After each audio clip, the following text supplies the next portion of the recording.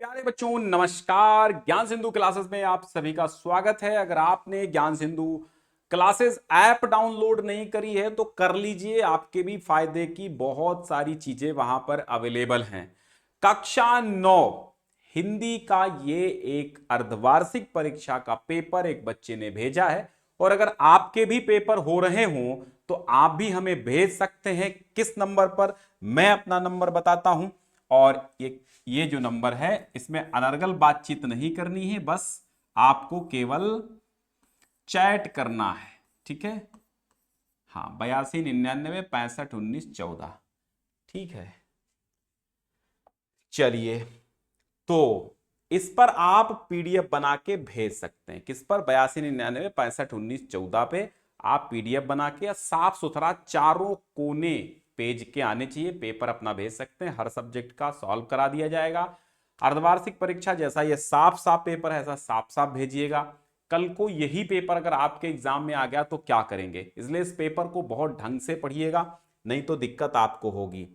कक्षा 9 हिंदी में बिल्कुल वायरल पेपर समझिए आप। और सबसे पहले इंस्ट्रक्शन पढ़ना है, प्रत्येक प्रश्न के उत्तर को खंडों के अनुसार ही हल करना है। जिस खंड में जो हो, भाई ओएमआर पे जो उत्तर देना हो ओएमआर दीजिए। और ये जांच लें कि प्रश्न पत्र में प्रश्नों की कुल संख्या 30 मुद्रित है, पृष्ठों की संख्या इतनी है, ये सब आप पढ़ लीजिएगा। सबसे पहला सवाल ऑब्जेक्टिव है, क्या है कि श्रीनिवास दास जी लेखक हैं। श्रीनिवास मतलब लाला श्रीनिवास जी, श्रीनिवास यानी लाला श्रीनिवास दास। ठीक है, लाला श्रीनिवास दास कब के हैं? शुक्ल युग के हैं, द्विवेदी युग के हैं, भारतेंदु युग के हैं, या फिर प्रसाद युग के हैं? तो लाला श्रीनिवास दास बताइए कहां के हैं। सिंपल सा तो प्रश्न है यार, ये भारतेंदु युग के हैं, है ना? गा वाला ऑप्शन सही हो जाएगा, भारतेंदु युग के। देखो, बालकृष्ण भट्ट कहां के? भारतेंदु युग के। भारतेंदु जी भारतेंदु युग के। लाला श्रीनिवास दास भारतेंदु युग के, सब हैं भारतेंदु युग के। और बद्रीनाथ चौधरी प्रेमघन भारतेंदु युग के हैं। और देखिए, अगर आपको 9th की कंप्लीट हिंदी पढ़नी है तो प्लेलिस्ट बनी हुई है, आप चले जाइए यूट्यूब चैनल पर देख सकते हैं। और अगर आपको नहीं मिल रही है तो 82 99 65 19 14 पे आप संपर्क भी कर सकते हैं। भारतेंदु द्वारा संपादित पत्रिका कौन सी है? तो ये हो जाएगी आपकी कवि वचन सुधा।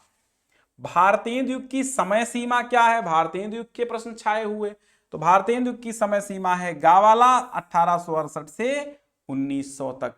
प्रथम उत्थान काल के नाम से जाना जाता है प्रसाद युग, शुक्ल युग, भारतेंदु युग, या फिर आधुनिक युग? किसे जाना जाता? फटाफट आंसर दीजिए भैया।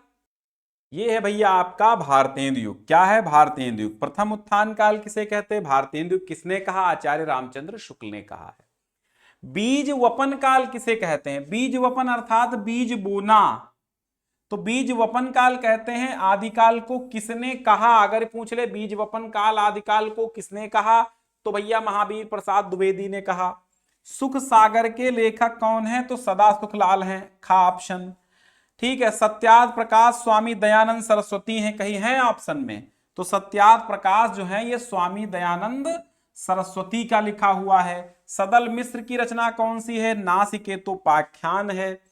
और फिर अगला सवाल है कि काव्य में जहां किसी एक वर्ण की आवृत्ति बार बार हो, भैया वही चंदा चंदा चमके चम चमची खेचो कन्ना चोर, ऐसे तो बोलते हैं। चंदा चम चम चंदा चमके चम चमची खेचो कन्ना चोर, चींटी चाड़े चीनी चटोरे चीनी घोल। अनुप्रास अलंकार है ना? श्रृंगार रस का स्थायी भाव रति है, खा ऑप्शन लगा लो। प्रत्येक चरण के अंत में 2 गुरु वर्ण होते हैं, ये चौपाई में होते हैं। किसमें होते हैं? चौपाई में, तो खा ऑप्शन। ठीक, शुद्ध शब्द यहां पर है आशीर्वाद, आशीर्वाद आशीर्वाद नहीं, सबसे शुद्ध शब्द जो है यहां पर आशीर्वाद है, आशीर्वाद, घा ऑप्शन। निम्नलिखित में से अल्प विराम कौन सा है? अल्प विराम, अल्प विराम, अल्प विराम। ठीक है, अल्प विराम है ये कामा जिसको बोलते हैं, ये विसर्ग का चिन्ह है, और ये योजक चिन्ह है, और ये अर्ध विराम है। तो ये क्या है? ये अल्प विराम है। पूर्ण विराम अल्प विराम, है ना। निम्नलिखित में तत्सम शब्द है, तत्सम शब्द उलूक, यहां पर क्या है उलूक, इसका तद्भव क्या होगा उल्लू, काठ का तत्सम क्या होगा काष्ठ, सिर का शीर्ष और हिय का हिय। किसी शब्द का उल्टा अर्थ रखने वाले शब्द क्या कहलाते हैं, ये कहलाते हैं भैया विरुद्धार्थी। क्या कहलाते हैं विरुद्धार्थी, उल्टा अर्थ, वैसे विलोम कहा जाता है इनको। हवा का पर्यायवाची नहीं है, कौन नहीं है, अनल, अनिल, वात, पवन। तो यहां पर अनिल, अनल जो है ये नहीं है, अनल माने क्या होता है आग होता है, तो भैया हवा का पर्यायवाची अनल नहीं है। राजपुत्र का समास विग्रह होगा राजा का पुत्र, ठीक है, घा ऑप्शन हो जाएगा। अकह सवर्णे दीर्घा सूत्र है, दीर्घ संधि का, क्या है दीर्घ संधि का है। राम शब्द षष्ठी विभक्ति बहुवचन में रूप होगा, षष्ठी विभक्ति बहुवचन, रामाः रामं रामेण रामाय रामात रामस्य रामे राम, राम के रूप पढ़े नहीं आपने, तो राम शब्द षष्ठी विभक्ति बहुवचन में रूप होगा रामस्य रामयो रामाणाम, तो खा ऑप्शन होगा, ठीक है। गम धातु विधिलिंग लकार मध्यम पुरुष बहुवचन, गम धातु है विधिलिंग लकार है ना, और विधिलिंग लकार है मध्यम पुरुष है बहुवचन है, यहां हो जाएगा भैया गच्छेत, क्या हो जाएगा गच्छेत।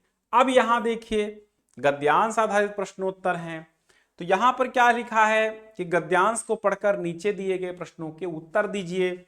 तो उपयुक्त गद्यांश के पाठ का नाम और लेखक का नाम, पाठ का नाम क्या है बात, क्या है बात, लेखक हैं पंडित प्रताप नारायण मिश्र। व्याख्या आप अपने भाव से कर दीजिएगा, सही हो जाती है। वैद्य किस बात की बात करेंगे, वैद्य होते तो वो कफ और पित्त के सहवर्ती बात की बात करते, है ना, हो गया। ये काकभुशुंडी भी विचित्र पक्षी है, एक साथ समादरित और निरादरित है। तो ये महादेवी वर्मा का है, गिल्लू कहानी से लिया गया है। अब यहां पहला पाठ का नाम गद्यांश वही है, व्याख्या करनी। कौवा हमारे समाज में किस प्रकार समादरित है बताओ, एक साथ समादरित है, एक साथ समादरित है और अनादरित है, ठीक है, अति सम्मानित और अति अवमानित है। जब अब यहां पूछा कौवा हमारे समाज में किस प्रकार समादरित है, तो कौवा हमारे समाज में श्राद्ध पक्ष में समादरित है। जब श्राद्ध पक्ष आती है तो वो समादरित होता है ना, बस वही है। अब पूरा पढ़ेंगे तो पूरा समझ में आ जाएगा कि हमारे पुरखे पितर पक्ष में हमसे कुछ पाने के लिए काक बनकर ही अवतीर्ण होना पड़ता है ना। तो इसलिए हमारे समाज में ऐसी मान्यता है कि जो हमारे पुरखे हैं वो कौवे के रूप में पितर पक्ष में कुछ पाने के लिए आते हैं। इस प्रकार हम कौवे को, इस प्रकार हमारे समाज में कौवा समादरित है। तो रहीमन ओछे नरन ते तजो बैर अरु प्रीति, और काटे चाटे स्वान के दुहू भांति विपरीत। रहीमदास जी कहते हैं कि ओछे नर जो होते हैं, अर्थात जो तुच्छ व्यक्ति होते हैं, उनसे बैर और प्रेम दोनों ही त्याग देना चाहिए। ना तो भैया बैर करो और ना करो प्रेम, कोई मतलब ही नहीं है। जो ओछा है वो ओछा ही होगा, ओछा को पोछा बना के पोछो, है तो ओछे नर, रहीमन ओछे नरन ते तजौ बैर और प्रीत। रहीमदास जी कहते हैं कि जो ओछे व्यक्ति हैं, जो तुच्छ व्यक्ति हैं, जो नीच व्यक्ति हैं, उनसे बैर और प्रेम दोनों ही ऐसे मनुष्यों से छोड़ देना चाहिए, त्याग देना चाहिए। क्योंकि स्वान माने होता है कुत्ता, कुत्ते के चाटने और काटने दोनों ही भांति, कुत्ते के चाट लेने से और काट लेने से दोनों ही भांति हमारी हानि होती है। अगर कुत्ता काट लेगा तो विष हो जाएगा, रेबीज हो जाएगा, और अगर कुत्ता चाट लेगा तो भी रेबीज होने का खतरा है और हम अपवित्र भी हो जाएंगे। तो इस तरह दोहे के पाठ का नाम और कवि का नाम रहीम के दोहे है ना, रहीम दास जी का पाठ है। ओछे व्यक्ति से बैर और प्रीति दोनों क्यों त्याग देने चाहिए? क्योंकि दोनों में ही अपनी ही हानि है। कुत्ते का काटना और चाटना कैसे हानिकारक है? तो यदि कुत्ता काट लेगा तो हम उसके विष से मर भी सकते हैं, हमें रोग हो जाएगा, और चाट लेता है तो हम अपवित्र हो जाते हैं, और घाव पर चाट लेने से भी हम क्या है, रोगी हो सकते हैं। तो चौंक उठी अपने विचार से, कुछ दूरागत ध्वनि सुनती, इस निस्तब्ध निशा में कोई चली आ रही है कहती, अरे बता दो मुझे बता दो, अरे बता दो मुझे दया कर, कहाँ प्रवासी है मेरा, उसी बावले से मिलने को डाल रही हूं मैं फेरा। कहां से लिया गया है? पुनर्मिलन पाठ से है, ठीक है। और आने वाली स्त्री अपने किस प्रवासी को खोज रही है? खोए हुए मनु को खोज रही है, पति को खोज रही है, ठीक है। अब देखिए, 2 पद्यांश और 2 गद्यांश आए हैं, इनमें सब याद कर लेना, कुछ छोड़ के मत जाना, और दोनों में से एक गद्यांश एक पद्यांश करना होगा। फिर आएगा संस्कृत का 2 गद्यांश और 2 श्लोक। कहते हैं विनया ही मनुष्याणाम भूषणम, वो भी संदर्भ के साथ लिखना होगा। विनयशीला जनः सर्वेषां जनानां प्रियः भवति, विनय ही मनुष्यों का आभूषण है और विनयशील व्यक्ति सभी लोगों को प्रिय होता है। ठीक, एक एक मीनिंग से समझना है अच्छे से, तो प्लेलिस्ट देखो, यहां थोड़ा जल्दबाजी में पढ़ाते हैं, पेपर हल करा रहे हैं ना। तो सदाचार, तो विनयः सदाचारात उद्भवति, विनय सदाचार से उत्पन्न होती है। सदाचारात न केवलम विनयः अपितु विविधाः अन्ये अपि सद्गुणाः विकसन्ति, सदाचार से न केवल विनय विनम्रता अपितु विविध प्रकार के अन्य सद्गुण भी विकसित होते हैं। यथा धैर्यम धैर्य, दाक्षिण्यम दक्षता, संयमः संयम, और आत्मविश्वास आत्मविश्वास, और निर्भीकता मतलब निर्भयता। अस्माकं भारत भूमि, हमारी भारत भूमि पर प्रतिष्ठा जगति सदाचारातेव आसीत्, अस्माकं भारत भूमि प्रतिष्ठा, हमारी भारत भूमि की प्रतिष्ठा संसार में सदाचार से ही थी। पृथिव्याम सर्वमानवा स्वम स्वम चरित्रम, पृथ्वी पर सभी मानव स्वम स्वम चरित्रम, अपने अपने चरित्र से भारतस्य सदाचार परायणात जनात शिक्षेरन। ठीक, पृथिव्याम सर्वमानवा, पृथ्वी पर सभी मानव स्वम स्वम चरित्रम, अपने अपने चरित्र को भारत के सदाचार परायण जनात शिक्षरन, अर्थात लोगों से। ठीक है, अच्छा हाँ, फिर से समझ लो इसको, कठिन लाइन लग रही हो तो, कि पृथिव्याम सर्वमानवा स्वम स्वम चरित्रम, पृथ्वी पर सभी मानव अपने अपने, स्वम स्वम चरित्र मतलब स्वयं स्वयं नहीं, अपने अपने चरित्र कह सकते हैं, अपने अपने चरित्र को भारतस्य सदाचार परायणात, भारतस्य माने भारत के, सदाचार परायण, जनात माने लोगों से, शिक्षेरन माने सीखना चाहिए। ठीक है, पृथ्वी पर सभी मानवों को अपने अपने चरित्र को भारत के सदाचार परायण लोगों से सीखना चाहिए। भारत भूमि अनेकेशाम, भारत भूमि जो है अनेकेशाम माने अनेकों, सदाचारणाम माने सदाचारी, पुरुषाणाम माने पुरुषों की, जननी माने माता है। भारत भूमि अनेक सदाचारी पुरुषों की माता है। एतेषाम महापुरुषाणाम आचारः अनुकरणीयाः, इन महापुरुषों के आचार का आचरण अनुकरण करने योग्य है। और यहां पर दाक्षिण्यम आया, दाक्षिण्यम का अर्थ क्या होता है? दक्षता भी होता है और उदारता भी होता है। ये कहां से लिया गया है? संदर्भ लिखना है तो कहां से लिया गया बताइए? हाँ क्या सदाचार आया, सिंपल सी बात, सदाचार पाठ से लिया गया है। एकस्मिन् दिने प्रातः रामदास क्षेत्राणि गच्छन् दुग्ध परिपूर्ण पात्रम हस्ते दधानम प्रसन्न मुखम धर्मदास अवलोक्य अवदत्। अब यहां समझिए कहां से लिया गया बताइए। सिंपल सी बात है भैया, सिद्धि मंत्रा से लिया गया। देखो यहां पढ़ोगे तो यहां सिद्धि मंत्रा लिखा भी है ना, तो नकल करने वाले पेपर से भी कर लेते हैं। एकस्मिन् दिने एक दिन प्रातः रामदासा क्षेत्राणि गच्छन्, प्रातः रामदास क्षेत्राणि माने खेतों को, गच्छन् दुग्ध परिपूर्ण पात्रम हस्ते दधानम प्रसन्न मुखम धर्मदासम अवलोक्य अवदत्।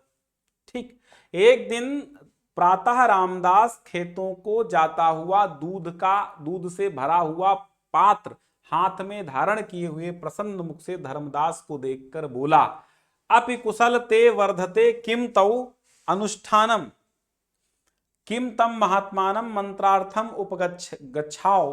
धर्मदासा प्रत्यवदत्, मित्र वर्ष पर्यंतम श्रमं कृत्वा मया इदं सम्यक् ज्ञातम यत् कर्म एव ससिद्धि मंत्रः।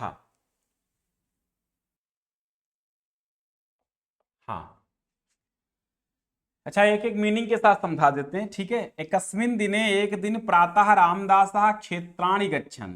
एकस्मिन् दिने एक दिन प्रातः रामदासः, प्रातः रामदास क्षेत्राणि माने खेतों को, गच्छन् माने जाता हुआ, दुग्ध परिपूर्णम दूध से भरा हुआ, पात्रम माने बर्तन, हस्ते दधानम हाथ में धारण कर किए हुए, प्रसन्न मुख माने प्रसन्न मुख से, धर्मदासम अवलोक्य धर्मदास को देखकर, अवदत माने बोला, अपि कुशल ते, अपि कुशलम ते, सब कुछ ठीक है। अपि कुशल ते वर्धते किम तौ अनुष्ठानम। ठीक, अपि माने भी, कुशल माने कुशल, ते माने तुम्हारा, वर्धते माने बढ़ रहा है या चल रहा है, किम माने क्या, तौ माने तुम्हारा, अनुष्ठानम माने अनुष्ठान या कार्य। तुम कुशल से तो हो और तुम्हारा अनुष्ठान कैसा चल रहा है। किम, किम माने क्या, तम महात्मानम उस महात्मा के साथ, मंत्रार्थम मंत्र के लिए, उपगच्छाओ माने चलें, क्या उस महात्मा के पास मंत्र लेने के लिए चलें। धर्मदासा प्रत्युदस, धर्मदास ने उत्तर दिया, मित्र वर्ष पर्यंतम श्रमम कृत्वा, हे मित्र हमने एक वर्ष तक श्रम करके, मया इदम सम्यक, मया माने मुझको, इदम माने यह, सम्यक माने भली भांति, ज्ञातम माने ज्ञात हो गया है, यत माने कि कर्म एव सिद्धि मंत्रा, कर्म ही वह सफलता का मूल मंत्र है। तो सिद्धि मंत्रा पाठ से लिया गया है। ठीक, फिर संस्कृत श्लोक दो आएंगे, करना एक ही होगा। उत्साह संपन्नम दीर्घ सूत्रम क्रिया विदिज्ञम व्यसनेषु सक्तम सूरम कृतज्ञम दृढ़ सौहृदम च लक्ष्मी स्वयं यति निवास हेतो रक्षिता जीवलोक से धर्म से परिरक्षिता, रक्षिता स्वस्य धर्म से स्वजन से च रक्षिता। इसमें से एक का हिंदी अनुवाद कर देना होगा आपको संदर्भ के साथ। फिर दीपदान एकांकी का प्रमुख उद्देश्य क्या है। दीपदान एकांकी का उद्देश्य लिखना है, नए मेहमान एकांकी में विश्वनाथ का चिरचित्रण करना है। ठीक है, फिर एक का जीवन परिचय लिखना है, महादेवी वर्मा, प्रताप नारायण, प्रेमचंद, भारतेंदु, मैथिली शरण गुप्त, कबीरदास। दो करने हैं, 5-5 अंकों में मिल जाता है, 4-4 अंक। ठीक है, 4-4 अंक मिल जाता है, 4-4 अंकों के हैं। फिर एक श्लोक लिखना होगा। फिर यहां पर दिए गए 3 प्रश्नों में से किसी 2 के उत्तर देने होंगे, और फिर मुहावरे और लोकोक्तियों में से किन्हीं 2 का अर्थ बताना है। अपना उल्लू सीधा करना, अपना काम बनाना, गरीबी में आटा गीला होना, मुसीबत में और मुसीबत आना, दुख में और दुख आना, गरीबी में और गरीबी आना, हानि में और हानि होना। अंधों में काना राजा का अर्थ है, अंधों में काना राजा के, मूर्खों में अल्प बुद्धि वाला व्यक्ति। अपनी करनी पारदर्शी अर्थात कर्मानुसार फल मिलना। ठीक है, अपने किए के अनुसार फल प्राप्त होना। निम्नलिखित में से हिंदी वाक्यों में से 2 का वाक्यों का संस्कृत में अनुवाद करना है। ठीक है, बच्चे खेलते मैं जाता, तुम कहां जाते हो, सीता गाना गाती है। बहुत सिंपल से है, कर लेंगे। और फिर एक पत्र लिखना होगा, जैसा भी आ जाए। छुट्टी के लिए याद कर लो, है ना, और फीस माफी के लिए याद कर लो, छुट्टी के लिए याद कर लो, ये ज्यादा आते रहते हैं, तो इनको जरूर याद करके जाना है। ठीक है, तो तो ये पेपर था, आपको पेपर डाउनलोड करना है तो modelpaper.info वेबसाइट पे चले जाइए, वहां से बहुत सारे 9th के पेपर आपको मिल जाएंगे और उन्हें तैयार कर लीजिए, है ना। थोड़ा सा जल्दबाजी में इसलिए कराए हैं क्योंकि और भी क्लासेस हमें लेनी है, सो नहीं तो मैं विधिवत कराता एक एक अक्षर। और वैसे भी पेपर है, आपको देखना समझना है, तैयारी इसकी करके जाना है, क्योंकि कल को अगर आपके भी एग्जाम में ऐसे ही दिख जाएगा तब फिर आप क्या करेंगे, है ना, दिक्कत की बात है। तो जल्दी देखिएगा। धन्यवाद।